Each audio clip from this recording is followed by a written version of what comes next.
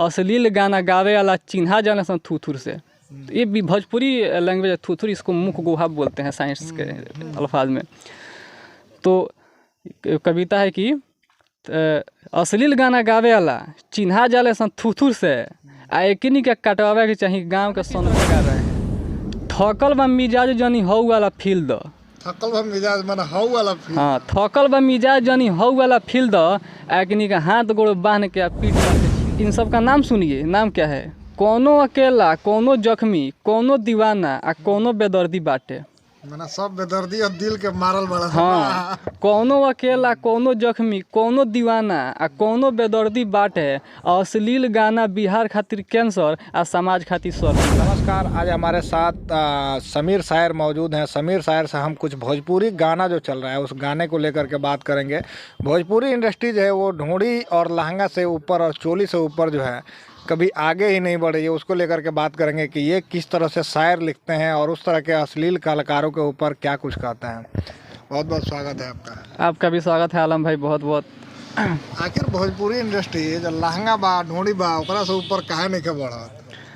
ये उन लोगों की सोच है जो भी इस तरह के गायकार हैं, जो भी गीतकार हैं, वो ये सोच रहे हैं कि इसमें ही पूरा बिहार बसा हुआ है, लेकिन बिहार इससे कई ऊपर उठ के है। माने ढोंडिया में बिहार बा। हाँ, वो सोचे कि इसी में ही बिहार बसा हुआ है, और इसके ना ऊपर जा रहे हैं ना नीचे जा रहे हैं। और ये सबसे बड़ी खराबी आज हमारे समाज में जो ये फैल रही अश्लीलता, ये सबसे अहम रोल इसमें एक अश्लील जो गीतकार हैं और गायकार हैं इन लोगों का है, जो हमारे बिहार पीछे जा रहा है। और बिहार पर जो धब्बा लगता है कि बिहार कभी भी अच्छा नहीं कर पाता है, किसी भी इंडस्ट्री में अच्छा परफॉर्मेंस नहीं कर पाता है, ये इन लोगों की सबसे बड़ा रोल है इसमें। एक गायक है जो कुछ दिन पहले गाना गाता है कि ढोंडिये में चीनी के मिल बा। तब वो ढोंडी में चीनी के मिल रही तो चीनी जो निकली वैसे चाय के पी। ये तो इम्पॉसिबल है। अच्छा, इम्पॉसिबल भाई, जौन भी ये जो चीनी का मिल बता रहे हैं उसमें आ ही नहीं सकता। साइंस इसको भी परिभाषित नहीं करता, आना ही आप कर सकते हैं। तो कौना मिलवा का बात करता, ढोंडी में कौन मिल लाग सकता? वो जो मिल है अश्लीलता का मिल है। ये अश्लीलता वाला मिल है जो इन लोगों की सोच में बैठा हुआ है, और इसी सोच को मैं निकालने का प्रयास कर रहा हूँ अपनी कविता के जरिए। जो मैं कविता इस पर बनाया हूँ, जब से मैं कविता लिख रहा हूँ, भोजपुरी कविता मेरा पहला है। और इन लोगों को जो इन लोगों का जो माइंड सेट है, इसको अलग करने की इस समय कोशिश कर रहा हूँ। और आपके ज़रिए मैं पूरे बिहार के लोगों तक यह बात पहुँचाना चाह रहा हूँ कि अश्लील गाना बिहार में बंद होना चाहिए, क्योंकि इससे बंद कर देना, बिहार में पूरी तरह से इस पर रोक लगना चाहिए। और जो भी इस तरह का गाना लिख रहे हैं या गा रहे हैं उन पर सख्त सख्त कानूनी कार्रवाई होनी चाहिए, या जनता द्वारा उसको व्यवस्था करना चाहिए। जनता तो वही चुनता है जो उसको अच्छा लगता है, वो भी अश्लील गाना को ही बढ़ावा देता है। अब बताइए, वो गाना भी सुन ही रहा है ना कि ढोंडिये में चीनी के मिल बा, तो ढोंडी में कौन सा चीनी का मिल चलेगा, और उससे जो चीनी निकलेगा उससे आदमी कौन चाय पिएगा? इसमें वैसा कोई चाय बन सकता है क्या जो ढोंडी के मिल से निकला हुआ चीनी हो? उससे एक ही चाय बन सकता है जो बिहार को बर्बाद करेगा। बिहार को बर्बाद करने वाला ही चाय उससे बन सकता है। और हमारी समाज की भी कमी है, जो इस गाने को बहुत देखते हैं, शादी ब्याह में भी बजता है, बेटी बहन वहीं पे रहती है, वहीं पे बजता है, वहीं पे डांस पे, इसी गाने पर, अश्लील गाने पर, और इस पर कोई बोलता नहीं है, सब लोग सुनता है। तो मैं समाज को जागरूक करने के लिए अपनी कविता के माध्यम से आपके ब्यूटी ऑफ गोपालगंज के माध्यम से लोगों तक अपनी बात पहुंचाने की कोशिश कर रहा हूं कि अश्लील जो गीतकार है, जब गीत लिखते हैं, या जो भी स्टूडियो है जो इस गाने को प्रस्तुत करता है, उन पर पूरी तरह से बैन होना चाहिए। बैन होना चाहिए। आपका भी इसमें मांग है कि वैसे कलाकारों के ऊपर कार्रवाई होनी चाहिए। और ऐसे कलाकारों को आप क्या कहना चाहेंगे अपने कविता के माध्यम से? कविता के माध्यम से तो हम यही कहना चाहेंगे कि बिहार के सब लोग से एगो बा अनुरोध, बिहार के सब लोग से एगो बा अनुरोध, भोजपुरी आ अश्लील गीतकार के आ गीत के होखे विरोध।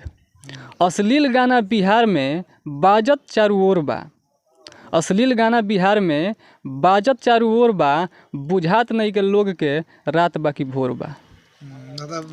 दिन रात बाजता, हाँ, दिन रात बज रहा है। इसमें किसी को भी समझ में नहीं आ रहा है कि रात कितना हो गया या सुबह हो गई। और जो ऑर्केस्ट्रा में ज़्यादातर ऐसा हो रहा है कि लड़के अपना पढ़ाई लिखाई छोड़ करके रात में ऑर्केस्ट्रा देखने के लिए चले जाते हैं, किसी भी दूसरे गांव में या अपने गांव में, और उन लोगों का समय और शिक्षा दोनों बर्बाद हो रहा है इसके चलते।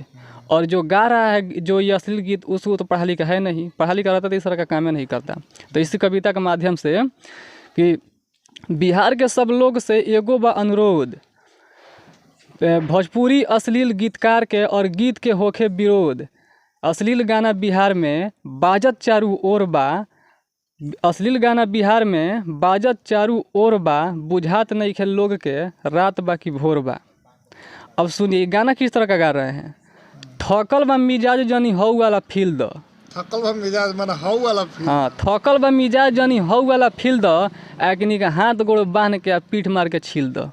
माने जब ये गाना बजाओ हाँ, हौ वाला फील द, तब याद आ जाए फील हो जाए। हाँ, तब इन लोगों का व्यवस्था कर देना चाहिए। थकल बा मिजाज जनी हौ वाला फील द, एकनी का हाथ गोड़ बांध के पीठ मार के छील द, अश्लील गाना गावे वाला चिन्हा जाने सन थूथुर से। तो ये भी भोजपुरी लैंग्वेज थूथुर, इसको मुख गुहा बोलते हैं साइंस के अल्फाज में। तो कविता है कि अश्लील गाना गावे वाला चिन्हा जाले सन थूथुर से, आ एकनी के कटवावे के चाहिए गांव के सनकल कुकुर से।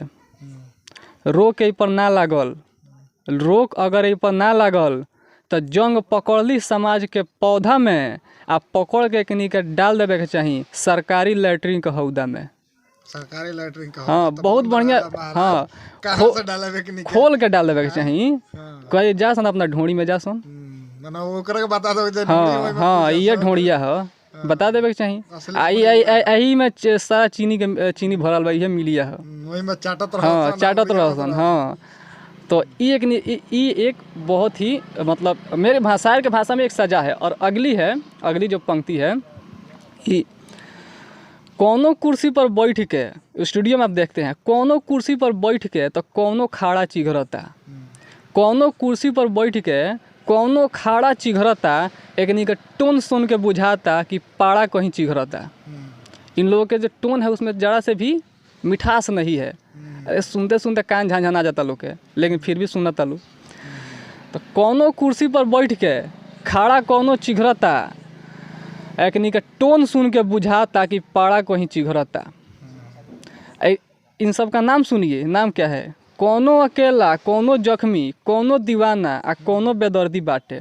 माने सब बेदर्दी और दिल के मारल बड़ा। हाँ, कौनो अकेला, कौनो जख्मी, कौनो दीवाना, आ कौनो बेदर्दी बाटे, अश्लील गाना बिहार खातिर कैंसर, आ समाज खातिर सर्दी बाटे।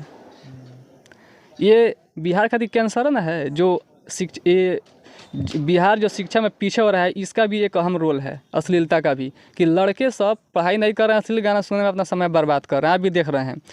तो एक अहम रोल है इसका शिक्षा को ख़त्म करने में, या बिहार के विकास को भी प्रतिरोध लगाने में इसका भी एक अहम रोल है, अश्लील गाना का। और जितना भी स्टूडियो हैं ये सब ऐसे ही खुद सरेआम ये काम कर रहे हैं, इन पर कोई कार्रवाई नहीं हो रही है।